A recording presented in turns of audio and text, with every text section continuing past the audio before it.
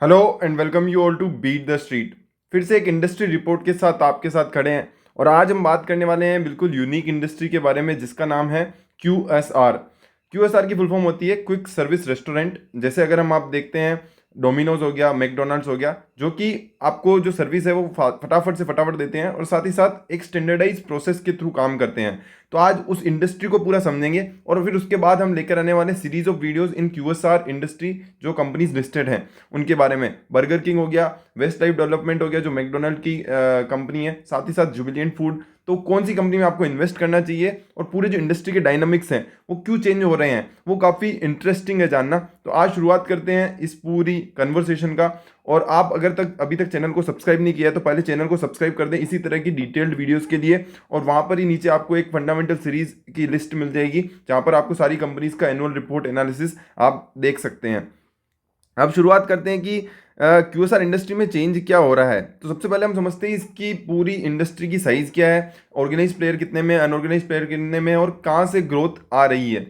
तो अगर Indian food service industry की बात करें तो 4.2 ट्रिलियन की ये इंडस्ट्री है, मतलब कि $58 बिलियन की। वहीं एक्सपेक्टेड ग्रोथ रेट अंदाजा लगा जा रहा है 2025 तक इसकी जो ग्रोथ रेट है वो 9% से 9% रहेगी और वो बढ़ा के 6.5 ट्रिलियन हो जाएगी फाइनेंशियल ईयर 25 तक।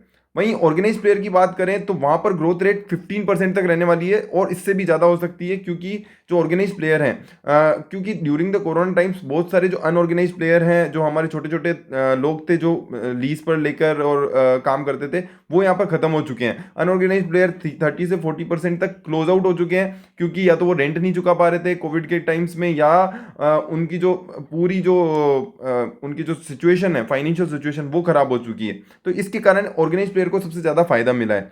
वहीं अगर हम बात करें कंट्रीब्यूशन की ऑर्गेनाइज प्लेयर का कितना है पूरी इंडस्ट्री में, तो पहले 29% हुआ करता था अगर हम बात करते हैं फाइनेंशियल ईयर 15 की, जो बढ़कर अभी 38% हो चुका है और अब आने वाले समय में ये 50% तक जा सकता है फाइनेंशियल ईयर 25 तक। तो आप देख सकते हैं अपॉर्चुनिटी काफ़ी बड़ी है और इसको काफ़ी अच्छे तरीके से पेनिट्रेट किया जा सकता है अगर सही टाइम पे सही सिचुएशन को फ़ायदा उठाया जाए। तो अब आ जाते हैं कि टोटल अगर हम इस इंडस्ट्री को समझना चाहें तो यहाँ पे किस किस तरीके के रेस्टोरेंट्स होते हैं और क्या क्या सेगमेंट है जो सबसे अच्छे तरीके से ग्रो कर रहा है। तो अगर हम बात करते हैं इंडिया की फूड सर्विस इंडस्ट्री की, तो सबसे पहले जो आता है वो आता है क्विक सर्विस रेस्टोरेंट, जो मैं आपको बता रहा हूँ, मैकडोनल्ड्स हो गए, डोमिनोज हो गए।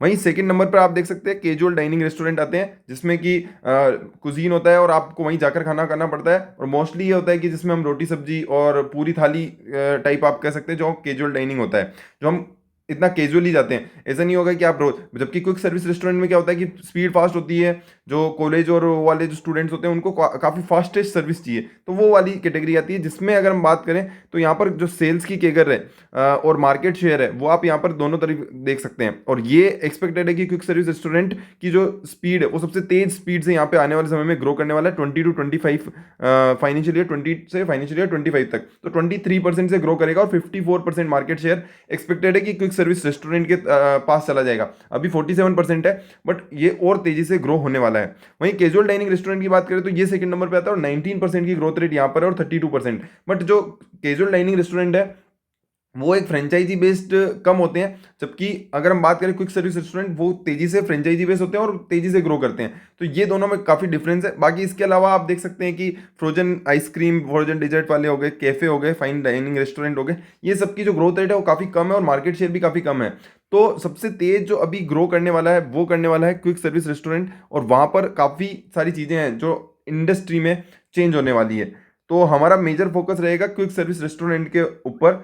और अगर हम बात करते हैं कि अब इसके जो लैंडस्केप में जो चेंज आ रहे हैं उसका जो मेन रीजंस क्या है, वो अगर हम डिस्कस करने की कोशिश करें तो पहला जो रीजन यहाँ पर निकल के आता है वो कि मिलेनियल्स हैं, जो हमारी एज ग्रुप में आप मान सकते हैं कि जो 90s के बाद पैदा हुए हैं, वो यहाँ पर सबसे गेम चेंजिंग है, क्योंकि उनको सबसे ज़्यादा बाहर खाना खाना पसंद है। अगर हम मुंबई की बात करें तो मुंबई में ऑन एन एवरेज एक बंदा एक महीने में 12 टाइम बाहर खाता है, और जबकि बेंचमार्क अगर हम एशियन सिटीज़ की बात करें तो वो वहाँ पर 20 20 दिन बाहर खाता है। तो ये आप देख सकते हैं। साथ ही साथ जो per capita expenditure on the meal है वो इंडिया में काफी कम है। $110 ही हम बाहर पैसा खर्च करते हैं, जबकि अगर हम यूएसए की बात करें, देखो यूएसए तो कंपैरिजन करने लायक नहीं है क्योंकि वो तो 1870 है और वहाँ पर जो डेवलप्ड इकोनॉमी है सब पैसा भी ज़्यादा है। बट अगर हम इंडिया को देखें तो काफ़ी कम है। मतलब अगर हम ब्राज़ील से कंपेयर करें तो भी $745 हैं जो वो बाहर खर्चा करते हैं, जबकि इंडिया में $110 ही बाहर खाना खाने में खर्चा किया जाता है।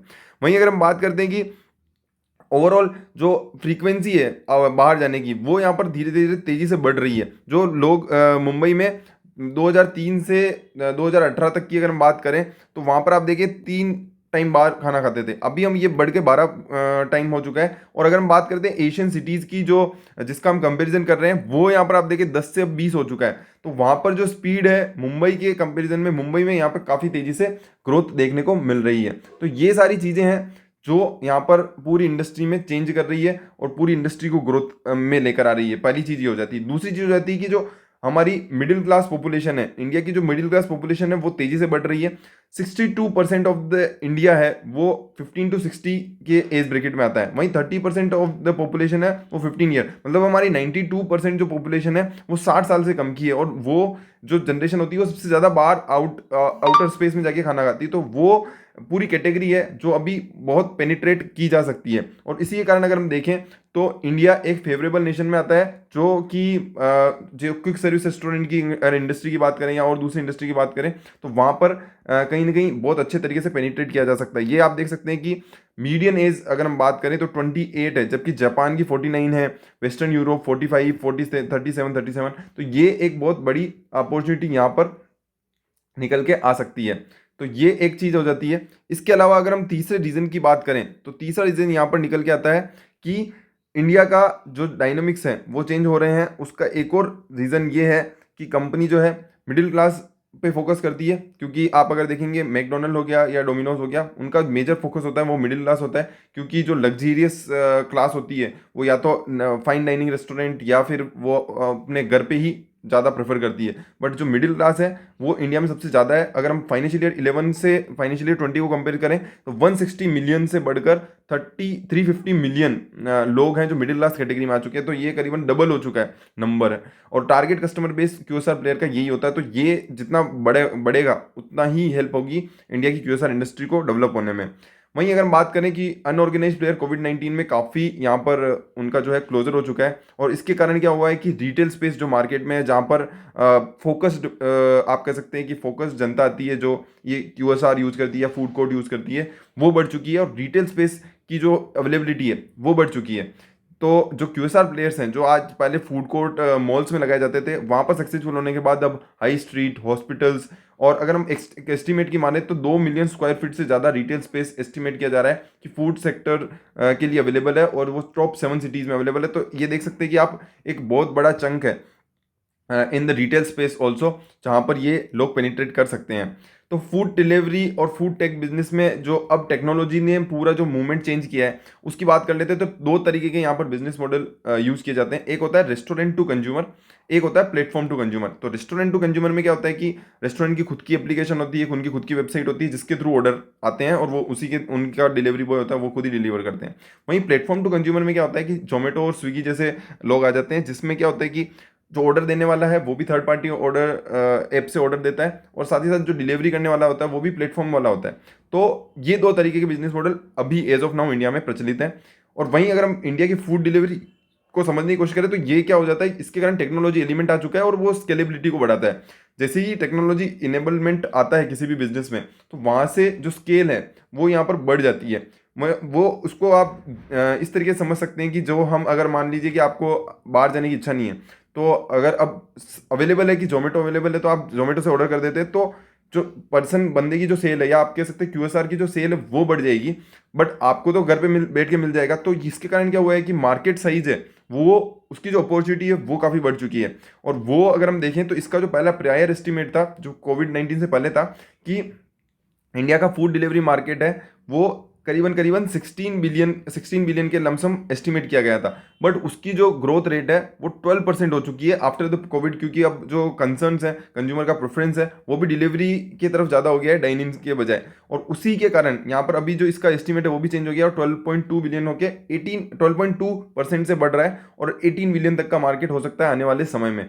और अब आप देख सकते हैं कि मेजोरिटी वहाँ पर भी ऑर्गेनाइज्ड प्लेयर आ चुके हैं, तो काफ़ी ढंग से और काफ़ी डिसेंट वे से अब वो पूरी जो सेक्टर है, वो इंडिया की जो डिलीवरी सेगमेंट है वो काफ़ी अच्छे तरीके से बढ़ रहा है। और अब तो धीरे धीरे 10 मिनट डिलीवरी और इन सब चीज़ों में भी यहाँ पर लोग फोकस कर रहे हैं।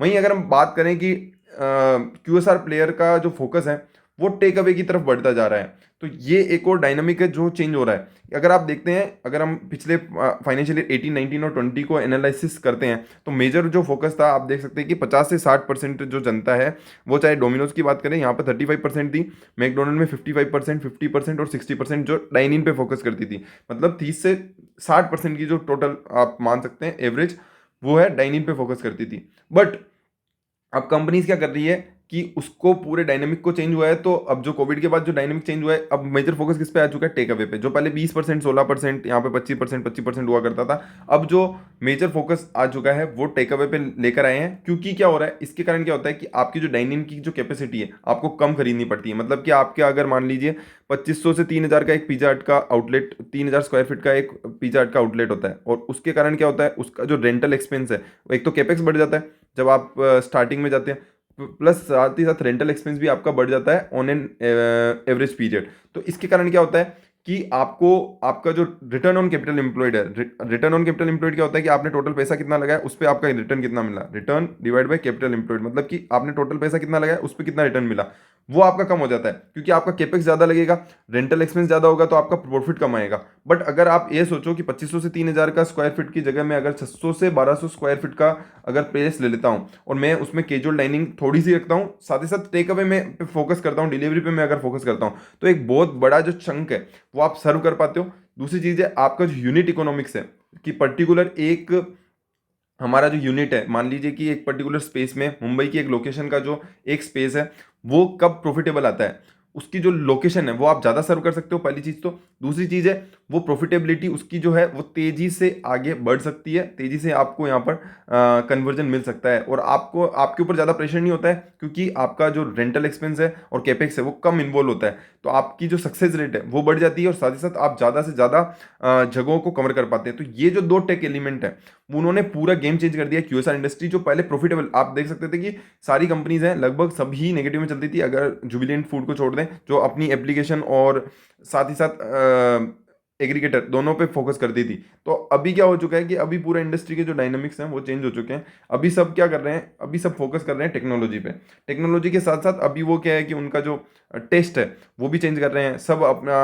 अगर आप देखेंगे बहुत सारे जो, जैसे KFC है, तो KFC ने भी अपने नए नए प्रोडक्ट लॉन्च किए हैं, डोमिनोज ने अपने नए प्रोडक्ट लॉन्च किए हैं। तो अब they are more focused towards take away and delivery, ताकि क्या हो सके कि ग्रोथ तेजी से हो सके। इसके कारण क्या हुआ है कि मार्केट की साइज बढ़ चुकी है, और साथ ही साथ इनका जो एस्टिमेट्स और गाइडेंस जो इन्होंने दिया था रिलेटेड टू कि हम कितने स्टोर ओपन करने वाले हैं, वो यहाँ पे काफ़ी बढ़ चुका है। अगर हम बात करते हैं ऑर्गेनाइज प्लेयर में, तो यहाँ पर 2000 से 3000 हो चुका है। डोमिनोज मतलब जुबिलेंट फूड है, उन्होंने 2000 का टारगेट दिया था कि हमारा जो नेटवर्क गाइडेंस है वो 2000, उसको बढ़ा के भी इन्होंने 3000 कर दिया है। और वहीं मैकडोनल्ड्स जो वेस्ट लाइफ जो कंपनी चलाती है, उन्होंने 800 स्टोर का टारगेट दिया था, जो 1000 कर दिया है। तो आप देख सकते हैं कि उनको भी यहाँ पर काफ़ी बड़ी अपॉर्चुनिटी दिख रही है एज ए कंपनी। और साथ ही साथ जो ये यूनिट इकोनॉमिक्स जो मैंने आपको समझाया है कि जो 2500 से 3000 स्क्वायर फीट का होता था, वो 600 से 1200 स्क्वायर फीट है। मतलब कि आप अगर 3000 स्क्वायर फीट का आज 700 स्क्वायर फीट का खरीदना पड़ रहा है, 1/5 आपकी कॉस्ट हो चुकी है। और उसके कारण क्या होता है कि आप कम कैपेक्स से भी ज़्यादा स्टोर ओपन कर सकते हैं, और इसके कारण आपका जो कैपिटल एम्प्लॉयड है वो बढ़ेगा, आपकी प्रॉफिटेबिलिटी वो बढ़ेगी, टॉप लाइन ग्रोथ आती है, मतलब कि सेल्स आपकी बढ़ जाती है। साथ ही साथ अगर हम देवयानी इंटरनेशनल को देखें, उन्होंने अभी एक ऑस्ट्रेलियन AI प्लेयर, मतलब कि artificial intelligence dragon tell system खरीदा है, जो कि किचन ऑर्डर मैनेजमेंट और डिलीवरी टेक्नोलॉजी कंपनी है। उसको $93.5 मिलियन कैश में खरीदा है। तो आप देख सकते हैं कि टेक्नोलॉजी के कारण अब वो क्या कर सकते हैं कि उनकी जो प्रोसेसिंग है उसको और स्पीड अप कर पाएंगे, और उसके कारण क्या होगा कि और ग्रोथ फास्ट होगी। और यही चीज़ है जो आप देख सकते हैं कि हर देवयानी इंटरनेशनल जो कंपनी है, जो पिज़्ज़ा हट और KFC को मैनेज करती है, वो आप देख सकते हैं कि हर क्वार्टर में 25 स्टोर ओपन कर रही है। 25 स्टोर काफ़ी बड़ा नंबर होता है, और 25 मतलब कि हर साल, मतलब करीबन 100 आने वाले सालों में वो 100 अगर हम देखते हैं 25 यही फोरे चलता है तो भी 100 QSR वो हर क्वार्टर में लॉन्च करने, हर साल में लॉन्च करने वाले हैं। तो ये एक पूरा जो डायनामिक है वो चेंज कर सकता है, और उसमें प्रॉफिटेबिलिटी की जो ग्रोथ है और टेक्नोलॉजी के कारण जो पूरा डायनामिक चेंज हुआ है इंडस्ट्री का, वो यहाँ पर और तगड़ी ग्रोथ आ सकती है। जो हमारी एक्सपेक्टेड ऑर्गेनाइज प्लेयर की ग्रोथ है 15%, वो मेरे को लगता है कि कहीं ना कहीं 20% तक भी जा सकती है, क्योंकि जो फोकस टुवर्ड ईटिंग आउटसाइड मतलब होम, वो काफ़ी बढ़ता जा रहा है। और जैसे जैसे स्कूल्स ओपन होंगे, जैसे जैसे बच्चे बाहर जाएंगे, तो यहाँ पर और ज़्यादा आपको जो टारगेट ऑडियंस है वो फोकस करेगी। तो this is about the QSR industry. अगर आपको कोई भी डाउट है तो आप कमेंट सेक्शन में डाल सकते हैं। साथ ही साथ आप हमें ट्विटर पे फॉलो कर सकते हैं, ये ट्विटर पे हमने ऑलरेडी डाला हुआ है, तो अगर आपको वो पढ़ना चाहते हैं तो आप वो भी पढ़ सकते हैं, लिंक डिस्क्रिप्शन में भी मैं डाल दूंगा। साथ ही साथ आपको और किस तरीके की इंडस्ट्रीज आपको पसंद है वो आप कमेंट सेक्शन में करके बताएं, ताकि हम उस तरीके से फोकस कर सकें। इसके अलावा इनके हर पर्टिकुलर स्टॉक पे एक वीडियो आपको अभी देखने को मिलेगी आने वाले समय में, इस पूरे फरवरी में। तो आप उन्हें चेकआउट करें ताकि आपको समझ में आए कि कौन सी कंपनी है जो QSR इंडस्ट्री में आपको और मुझे, मेरा मानना है, उसमें इन्वेस्ट करना चाहिए। और साथ ही साथ आप अभी कौन सी कंपनी में ऑलरेडी इन्वेस्टेड है वो आप जरूर कमेंट करके बताएं। एक सेफायर फूड्स है, Devyani International, Jubilant Food, Westside Development और बर्गर किंग, 5 कंपनीज हैं जिन पे हम आने वाले समय में आपके ऊपर डिटेल वीडियोस लेकर आने वाले हैं। तो थैंक यू सो मच। आप वीडियो पसंद आई तो लाइक शेयर सब्सक्राइब करे बिना ना जाएं। Bye bye.